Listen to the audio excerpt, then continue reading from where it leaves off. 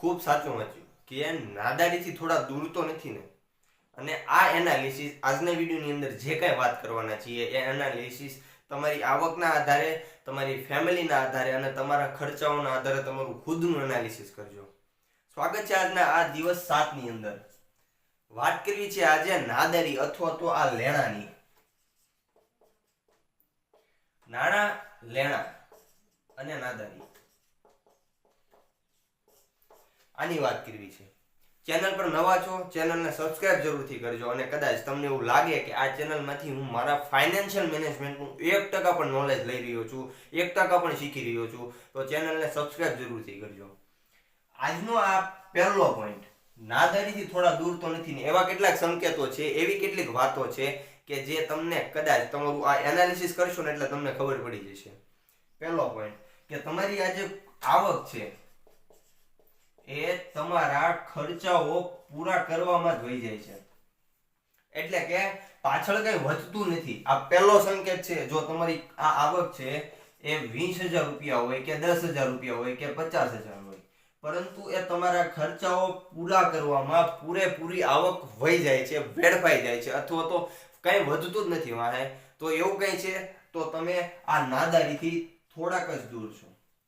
બીજો અને મહત્વનો પોઈન્ટ કે તમારા આ જે ખર્ચાઓ છે એ આ તમારી આવકથી વધારે છે. આ તમારા ખર્ચાઓ છે એ તમારી આવકથી વધારે છે. એટલે કે પાછળ કઈ શૂન્ય રહે ને ત્યારે આ કઈ વધતું નથી. અને આ તમારી આવક કદાચ વધારે છે, પરંતુ તમારી જે આ ટેવ છે ને વધારે પડતા ખર્ચાઓ કરવાની, તો પણ પાછળ તો શૂન્ય જ રહેશે. તમે મહિનાના અંતે, વર્ષના અંતે કંઈ પણ બચાવી શકશો નહીં. ત્રીજો મહત્વનો પોઈન્ટ કે આ તમારી જે આ આવક આવે છે એ ખાલી તમારા ઈએમઆઈ ભરવામાં જ જાય છે. જો ઈએમઆઈ ભરવામાં જતી હોય તો પણ તમે આ શૂન્ય જ છો, કારણ કે તમારી સંપૂર્ણ આવક આ ઈએમઆઈ માં જતી રહેશે. તો તમારી પાસે બચાવવા માટે અને રોકાણ કરવા માટે કંઈ જ વધતું નથી. મેં એક વિડીયોની અંદર વાત કરેલી છે કે કદાચ જો ભવિષ્યની અંદર ઈશ્વર ન કરે એવું બને અને કોરોના જેવી મહામારી આવે અને ભવિષ્યની અંદર જો લોકડાઉન થાય અને કદાચ તમારી આવક ઊભી રહી જાય, તો તમારી પાસે શું આ ઇમરજન્સી ફંડ છે. ચોથો અને મહત્વનો આ ઇમરજન્સી ફંડ આ છે તમારી પાસે. એટલે કે તમે જે અત્યારે સેવિંગ કર્યું છે એ કેટલા મહિના સુધી ચાલશે.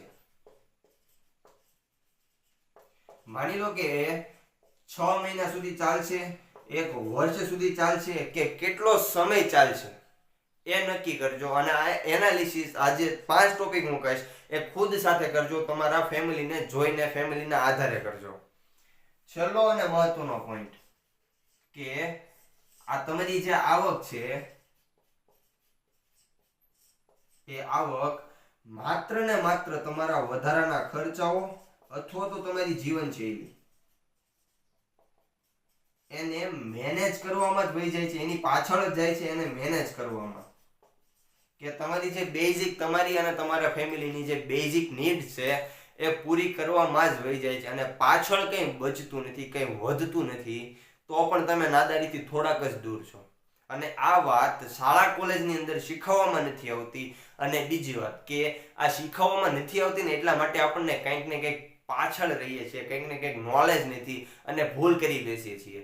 ક્યારેક આપણને એવું થતું હોય કે હવે મારે શું કરવું, હવે હું મૂંઝાઈ ગયો છું. ત્યારે ક્યારેક કોઈક સલાહ કોઈકની લઈ લેવી જોઈએ. અને બીજી વાત કે આ જે આ લેણા છે ને, લેણા એ શું કામ થાય?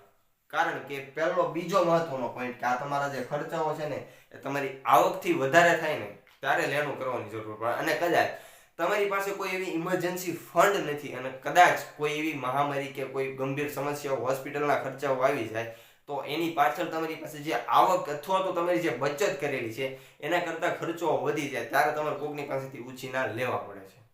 હજી એક પોઈન્ટ આપણે વાત કરીએ કે તમારા આ જે આવક છે એ આવક ક્રેડિટ કાર્ડ ના બિલ ભરવા પાછળ જાય છે, તો પણ તમે શૂન્ય જ છો. સરવાળે તમારી પાસે શૂન્ય છે એમ સમજી લેજો.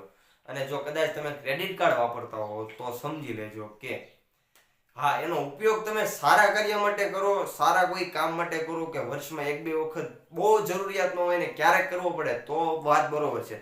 પરંતુ પછી તમે મહિનાને અંતે અથવા તો દર મહિને વગર કારણની ખરીદી માત્ર ને માત્ર ક્રેડિટ કાર્ડ છે એટલા માટે જ કરો છો તો એ કંઈ ખોટો પોઈન્ટ છે. એટલા માટે એટલું યાદ રાખજો કે ક્રેડિટ કાર્ડનો ઉપયોગ પણ ક્યાં કરવો એ આપણી ઉપર નિર્ભર કરે છે.